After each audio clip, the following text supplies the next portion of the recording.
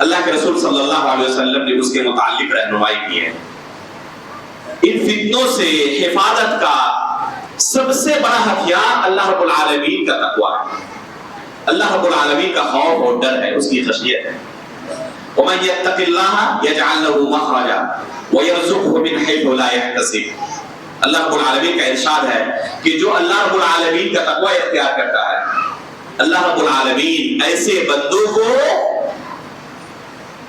بچنے کا راستہ سجھا دیتا ہے کہ اس راستے سے تم بچ سکتے ہو۔ شیطان چاہے کتنی بھی کوشش کیوں نہ کر لے، اللہ رب العالمین کے جو متقی بندے ہیں، پرہیزگار بندے ہیں، صالح بندے ہیں، ان کے اوپر شیطان کا حربہ کامیاب نہیں ہوتا۔ وہ لاکھ کوشش کر لے، ایسے بندوں پر ان کا حربہ کامیاب نہیں ہوتا۔ اس لیے شیطان کے وسوسوں سے، شبہات کے فتنوں سے بچنے کا سب سے کامیاب ہتھیار کیا ہے؟ اللہ رب العالمین کا تقویٰ۔ اللہ رب العالمین پر ایمان ایک انسان کا جس قدر قوی ہوگا، اسی قدر وہ ان شبہات کے فتنوں سے، شہوات کے فتنوں سے دور رہے گا۔ اگر ایک انسان کے دل کے اندر یہ ایمان جاگزی ہو جائے کہ اللہ رب العالمین مجھے دیکھ رہا ہے، اللہ رب العالمین میری نقل و حرکت کو دیکھ رہا ہے، ہر بات کو سن رہا ہے، تو یقیناً اس کے اس ایمان کا اثر اس کے عمل پر ظاہر ہوگا۔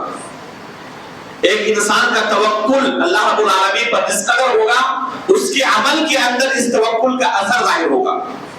اسی لیے عبداللہ بن مبارک رحمہ اللہ فرمایا کرتے تھے، مشہور عالم دین ہے، امام مالک رحمہ اللہ کے زمانے کے ہیں، دوسری صدی ہجری کے عالم ہے، فرمایا کرتے تھے کہ جس کا اللہ پر بھروسہ ہوگا، اللہ پر اعتماد ہوگا، توکل ہوگا، وہ ایک پیسہ بھی حرام کا نہیں کما سکتا۔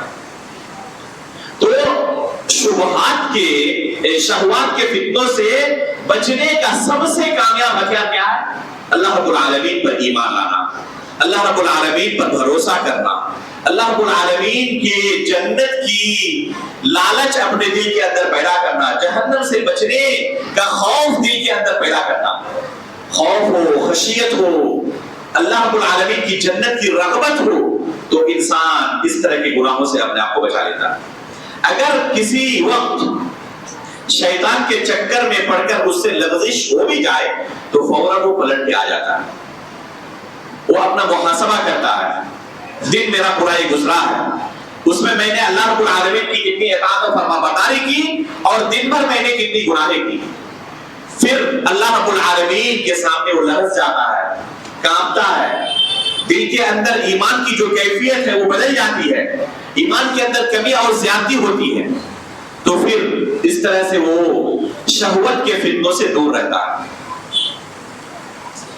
اسی طرح ایک فتنہ ہے شبہات کا فتنہ، شہوت کے فتنوں سے بچنا اور پھر دوبارہ صحیح راستے پر، راہ راست پر، صراط مستقیم پر واپس آ جانا یہ آسان ہے۔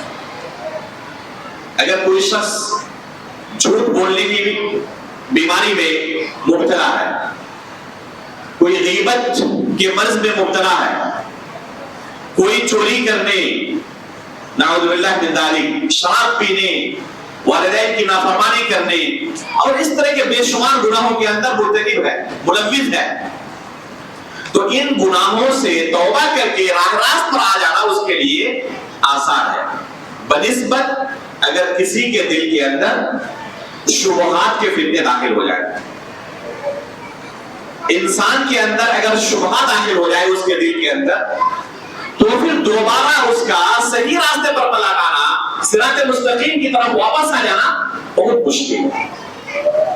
ایک انسان کے اندر جب شبہ داخل ہو جاتا ہے دل کے اندر، تو اس کو صحیح راستے سے ہٹا کر بدعت کے راستے پر اور شرک کے راستے پر لگا دیتا ہے، اور وہ یہ سمجھ رہا ہوتا ہے کہ میں دین پر قائم ہوں۔ اللہ کے رسول صلی اللہ علیہ وسلم نے اس طرح کے فتنوں سے پہلے ہی آگاہ کیا ہے۔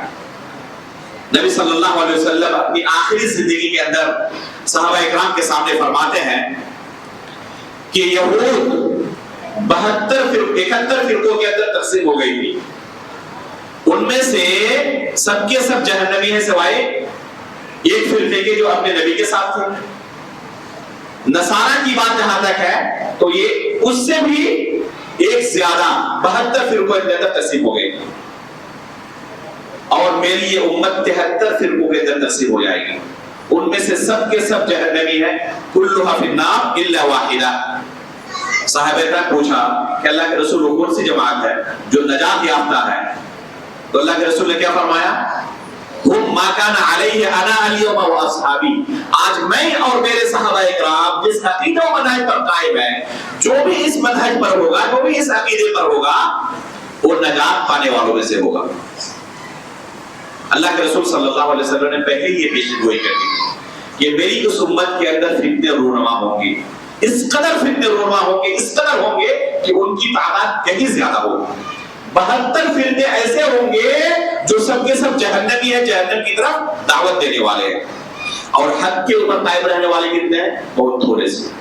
وما یؤمن اکثرهم باللہ الا وهم مشرکون.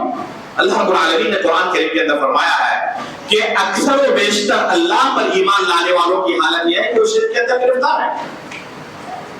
آپ نظر دوڑائیں اپنے آس پاس لوگوں پر, کتنے ایسے لوگ ہیں جو لا الہ الا اللہ کا اقرار کرنے والے ہیں, اپنے آپ کو مسلمان ہونے کا دعویٰ کرتے ہیں, لیکن دنوں رات شرک و بدعت کے اندر مبتلا. نماز پڑھتے ہیں, اللہ کے سامنے وعدہ کرتے ہیں ایاک نعبد و ایاک نستعین, نماز ختم ہوتی ہے پھر کسی درگاہ پہ جا کے وہاں پر سجدہ ریز ہو جاتا ہے, مصیبت کے وقت اللہ کو بھول جاتا ہے. تو اس طرح بے شمار لوگ آپ کو اپنے آس پاس مل جائیں گے جو اپنے آپ کو مسلمان ہونے کا دعویٰ کرتے ہیں, اور حقیقت میں جو شریعت اللہ کے رسول لے کر آئے تھے اس سے ہزاروں کوس ہزار میل دور ہیں.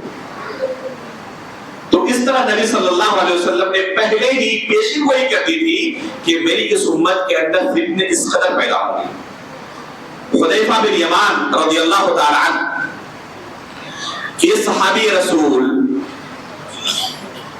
خود فرماتے ہیں اپنے بارے میں, صحیح بخاری کی روایت ہے کہ دوسرے صحابہ کرام اللہ کے رسول صلی اللہ علیہ وسلم کو خیر کے بارے میں پوچھا کرتے تھے, لیکن میں شر اور فتنے کے بارے میں پوچھا کرتا تھا. کیوں؟ اس ڈر سے کہ کہیں میں فتنے کے اندر مبتلا نہ ہو جاؤں. اس وجہ سے اکثر و بیشتر میں کیا کرتا, رسول اللہ صلی اللہ علیہ وسلم سے فتنے کے بارے میں, شر کے بارے میں پوچھا کرتا تھا. خود اس صحابی رسول کا فرمان ہے, اپنے شاگردوں کو مثال دے کر سمجھا رہے ہیں کہ آنے والے زمانے میں فتنے اس قدر غلبہ پالیں گے, اس قدر ان کا بول بالا ہوگا. انہوں نے مثال دے کر سمجھایا, انہوں نے 2 پتھر لیے, ایک پتھر کو دوسرے پتھر کے اوپر رکھا اور اپنے شاگردوں سے کہا کہ ان 2 پتھروں کے بیچ میں آپ کو کوئی روشنی نظر آ رہی ہے؟ تو ان لوگوں نے کہا کہ بہت ہی ہلکی سی مدھم سی ہمیں روشنی نظر آ رہی ہے. ظاہر سی بات ہے کہ 2 پتھروں کو رکھا جائے تو ہلکی سی ٹمٹماتی ہوئی مدھم سی روشنی نظر آئے گی. شاگردوں نے کہا کہ ہلکی سی تھوڑی سی روشنی نظر آ رہی ہے اور اس کے علاوہ بالکل اندھیرا ہے. انہوں نے اپنے شاگردوں سے کہا کہ فتنے اسی قدر حق پر اور سنت پر ایک زمانہ ایسا آئے گا کہ غلبہ پالیں گے, اور حق اور سنت کی مثال اسی ٹمٹماتی ہوئی مدھم سی روشنی کی طرح ہو جائے گی. یہاں تک کہ جب کسی فتنے پر, کسی بدعت پر رد کیا جائے گا تو لوگ کہیں گے کہ آج ایک سنت کو چھوڑ دیا گیا ہے, حالانکہ وہ کیا ہے, حقیقت میں فتنہ ہے, حقیقت میں بدعت ہے, جس پر علماء حق رد کر رہے ہوتے ہیں اور لوگ یہ سمجھ رہے ہیں کہ حقیقت میں سنت کو چھوڑا جا رہا ہے. اس قدر فتنوں کا غلبہ ہوگا. اللہ کے رسول صلی اللہ علیہ وسلم کی یہ پیشین گوئی صحابہ اکرام کی زندگی میں ہی ظاہر ہونے لگی. چنانچہ آپ صحیح مسلم اٹھائیں, صحیح مسلم کی پہلی حدیث آپ پڑھیں, اس کے اندر پائیں گے کہ عبداللہ بن عمر رضی اللہ تعالیٰ عنہ کو 2 تابعی بصرہ کا واقعہ بیان کرتے ہوئے سناتے ہیں کہ ہمارے علاقے میں ایک فتنہ ظاہر ہوا ہے, تقدیر کے انکار کا فتنہ. معبد الجوہنی نام کے ایک شخص ہے جو یہ کہتے ہیں کہ تقدیر نام کی کوئی چیز نہیں ہے, اللہ قدر و ان الامر انف. اب غور کریں کہ تقدیر کا فتنہ ایمان کے ارکان میں سے ایک رکن کیا ہے, تقدیر پر ایمان لانا. اس کے بغیر کوئی شخص مومن ہو نہیں سکتا. ابھی صحابہ کرام کا زمانہ چل رہا ہے, عبداللہ بن عمر رضی اللہ تعالیٰ عنہ جیسے کبار صحابہ موجود ہیں, اور ابھی یہ فتنہ ظاہر ہو چکا ہے. اللہ کے رسول صلی اللہ علیہ وسلم نے جو پیشن گوئی کی تھی, جس طرح اللہ کے رسول نے پیشن گوئی کی تھی, بالکل اسی طرح یہ پیشن گوئی 100% سے ثابت ہوئی, اور صحابہ کرام کے زمانے میں ہی یہ فتنہ ظاہر ہو چکا. اسی طرح خوارج کا فتنہ, روافض کا فتنہ صحابہ کرام کی زندگی میں ظاہر ہو چکا. یہ فتنے بڑھتے رہے یہاں تک کہ جہم بن صفوان کا فتنہ, جعد بن درہم کا فتنہ, خلق قرآن کے تعلق سے امام احمد بن حنبل رحمہ اللہ کے زمانے میں, امام بخاری رحمہ اللہ کے زمانے میں اس قدر یہ فتنہ آگے بڑھا, اور اس قدر حق پر ان کا غلبہ ہو گیا, جو اس رائے کے رکھنے والے تھے کہ علماء کرام کا امتحان لیا جاتا. خلیفہ وقت اس رائے کی تائید کر رہے تھے, اور علماء کرام کا امتحان لیا جاتا کہ آپ قرآن کو مخلوق کہتے ہیں نہیں کہتے.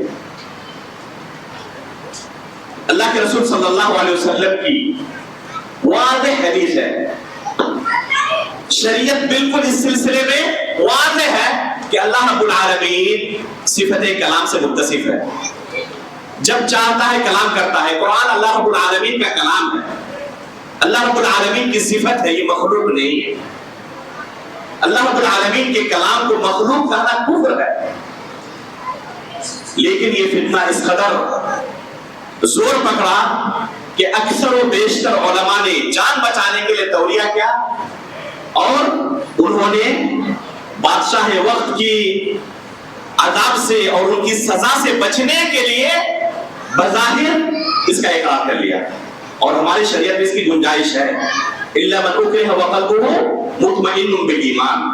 اگر کسی کو جان جانے کا خطرہ ہو اور اس کا دل ایمان پر مطمئن ہو, تو ایسی صورت میں صرف زبان سے, دل سے نہیں, زبان سے اگر کلمہ کفر ادا کر لے تو وہ شخص کافر نہیں ہو جائے گا. اکثر و بیشتر علماء کرام نے سزا سے بچنے کے لیے اقرار کر لیا. آخر میں 4 علماء بغداد کے اندر باقی رہ گئے جنہوں نے اقرار نہیں کیا. ان میں سے امام احمد بن حنبل رحمہ اللہ تھے, محمد بن نوح تھے, ابو الحسن سجادہ تھے, اور ابو سعید القوانینی تھے. یہ 4 علماء کرام انہوں نے انکار کر دیا کہ ہم اس کفریہ عقیدے کا اقرار نہیں کر سکتے. یہاں تک کہ ان کو جیل کے اندر ڈال دیا گیا. دوسرے دن 2 لوگ, ابو الحسن السجادہ اور ابو سعید القوانینی, اس عذاب اور اس مصیبت کا سامنا نہ کر سکے. چنانچہ انہوں نے دوسرے دن اقرار کر لیا. باقی صرف کتنے بچے؟ محمد بن نوح اور امام احمد بن حنبل رحمہ اللہ. اب غور کریں, حذیفہ بن یمان رضی اللہ تعالیٰ عنہ کی وہ پیشین گوئی, جنہوں نے کہا تھا کہ اس قدر فتنوں کا غلبہ ہو جائے گا اور سنت کی روشنی اس قدر مدھم اور ٹمٹماتی ہوئی نظر آئے گی جس طرح ان 2 پتھروں کے بیچ میں تمہیں روشنی نظر آ رہی ہے. بغداد پورا کا پورا علماء سے بھرا ہوا ہے, اس کے باوجود اس کفری عقیدے کی خلاف ورزی کرنے والے آخر میں کتنے لوگ ہیں؟ بس 2 عالم دین. کیا کہا جائے کہ اکثر و بیشتر نے جس چیز کو قبول کر لیا ہے وہی حق پر ہے؟ قطعاً نہیں. امام احمد بن حنبل رحمہ اللہ آخری سانس تک اہل سنت والجماعت کے منہج پر باقی رہے, اور انہوں نے اس کفری عقیدے کا اقرار نہیں کیا, جس کے لیے انہیں کتنی سزائیں دی گئی, درس سے روک دیا گیا, نظر بند کیا گیا آخر تک. اور پھر اللہ کے فضل و کرم سے آخری زمانے میں یہ تمام سزائیں ختم ہوئی, اور پھر سنت کی نشر و اشاعت ہوئی اور سنت کا بول بالا ہوا. کہنے کا مقصد یہ ہے کہ اس زمانے میں خیر القرون کے دور میں اس قدر فتنوں کی حالت ہے. آج کے بارے میں کیا خیال ہے؟ فتنے اس سے زیادہ ہوں گے یا کم؟ ابھی میں نے شروع میں اللہ کے رسول صلی اللہ علیہ وسلم کی حدیث پیش کی تھی کہ ہر آنے والا دن گزرے ہوئے دن سے برا ہے, اس کے اندر فتنوں کی اور زیادہ اضافہ ہے, اس کے اندر فتنوں کی اور زیادہ کیا کہتے ہیں